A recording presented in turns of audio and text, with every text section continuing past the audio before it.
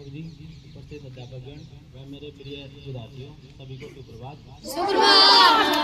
आज के विज्ञान प्रयोगशाला की श्रृंखला में हम आपके सामने रक्त कोशिकाओं के बारे में जानकारी लेकर प्रस्तुत हुए, जिसमें दोनों विद्यार्थी पीयूष और आर्यन ने श्वेत रक्त कोशिकाएं और लाल रक्त कोशिकाएं और पट्टिकाएं, जिसको प्लेटलेट्स भी कहते हैं, इसके बारे में थोड़ी सी जानकारी दी। उसी जानकारी का थोड़ा सा विस्तार मैं आपके सामने करना चाहता हूँ। आप सब जानते हैं कि आपके शरीर में रक्त है। यस रक्त का कैसा कलर होता है? रक्त का लाल रंग, रक्त का लाल रंग रक्त में मौजूद आरबीसी रेड ब्लड सेल, इसको लाल रक्त कोशिकाएं कहते हैं, इसकी वजह से होता है। ठीक है, इसकी जो शेप होती है बाइकॉनकेव होती है, बाइकॉन सर्कुलर होता है और बाइकॉनकेव होता है। ठीक है, इसके अंदर एक प्रोटीन मिलता है जिसको बोलते हैं हीमोग्लोबिन। क्या बोलते हैं? हीमोग्लोबिन। उसकी वजह से ही लाल रक्त कोशिकाओं का लाल रंग होता है। उसका काम क्या होता है? शरीर में जब आप सांस लेते हैं, जैसे मैंने अभी सांस ली, हवा अंदर गई, हवा कहाँ गई? फेफड़ों में। फेफड़ों से कहाँ जाएगी वो? रक्त के अंदर। तो जो हवा में मौजूद ऑक्सीजन है उसको खून में लाल रक्त कोशिकाएं पकड़ती हैं और शरीर के प्रत्येक कोशिका तक वो लेकर जाती है।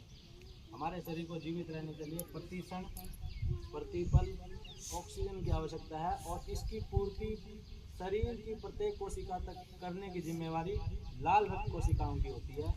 अगर ये लाल रक्त कोशिकाएं किसी प्रकार से प्रभावित होती है तो ऑक्सीजन की सप्लाई, ऑक्सीजन का सुचारू रूप से शरीर में मिलना बाधित हो सकता है। इसके साथ साथ हीमोग्लोबिन का अपना गुण है, अगर उसके पास जिस भी गैस की प्रचुरता होगी CO2 और ऑक्सीजन में से, वह उसके साथ जुड़ जाता है। तो हमारा शरीर बाहर से वातावरण से ऑक्सीजन लेता है और खुद CO2 पैदा करता है। जब आप सांस छोड़ते हैं तो आपके शरीर से CO2 निकलती है, CO2 गैस निकलती है।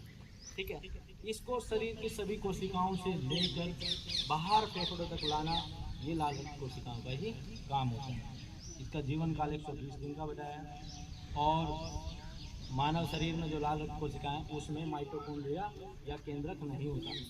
ठीक है, इसकी वजह एक ये है कि क्योंकि इसको ऑक्सीजन ज़्यादा मात्रा में भेजनी है और छोटी ब्लड वेसल्स में इसको जाना है, इसलिए वो नहीं है।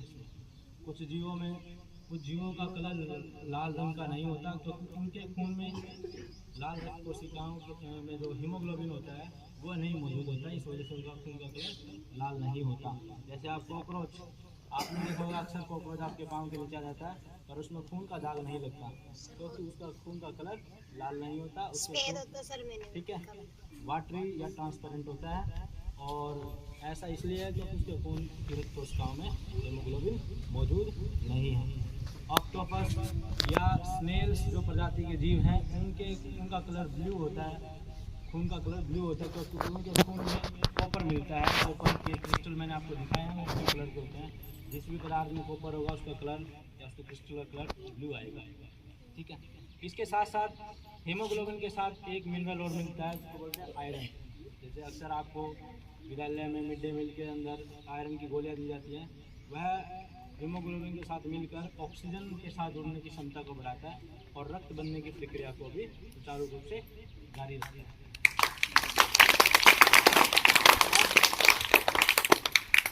अब जब भी आप ब्लड देखते हैं तो आपका जो रक्त होता है उसमें एक प्रकार की कोशिकाएं नहीं मिलती, उसमें अनेक प्रकार की कोशिकाएं मिलती हैं जिनका शरीर में अपना अपना महत्व है, जो अपने अपने रोल को, अपने अपने किरदार को बखूबी निभा रही होती है। हमारे खून में लाल रक्त कोशिकाओं के साथ प्लेटलेट्स हैं जिसको बोलते हैं पट्टिकाणु, ये भी बहुत महत्वपूर्ण योगदान करते हैं शरीर को सुचारू रूप से चलाने में। पट्टिकाणुओं का मुख्य काम है कि शरीर में रक्त को, अगर शरीर पर कोई कट लग जाता है कहीं किसी भी प्रकार से, अगर आपके शरीर पर कोई चोट लगती है तो उसमें से रक्त का बहना एक साधारण सी प्रक्रिया है। इसको बहने से रोकने के लिए पट्टिकाणुओं की आवश्यकता होती है। पट्टिकाणु जहाँ पर भी घाव होता है स्वतः ही वहाँ पर एक्टिव हो जाते हैं और वहाँ पर जाली बनाकर खून के बहाव को रोकते हैं। इसके साथ ओवरऑल बॉडी मेटाबॉलिज्म, यानी कि शरीर में जो रासायनिक क्रियाएं चल रही हैं इनको सुचारू रूप से चलाने के लिए, खाने को हजम करने के लिए, पचाने के लिए पट्टिकाणुओं की बहुत आवश्यकता होती है। यदि पट्टिकाणु कम हो जाते हैं तो हमारी रोग प्रतिरोधक क्षमता भी कमज़ोर पड़ जाती है और शरीर में जो खून नसों में बह रहा है, अगर पट्टिकाणुओं की संख्या कम होगी वह उसका जो लिक्विड पार्ट है, वाटरी पार्ट है, वो रक्त कोशिकाओं से बाहर निकल कर शरीर के अन्य कोशिकाओं में जा सकता है। ऐसी स्थिति आपको मलेरिया, डेंगू के बीमारी के दौरान देखने को मिलेगी, जब प्लेटलेट्स की मात्रा बहुत कम हो जाती है।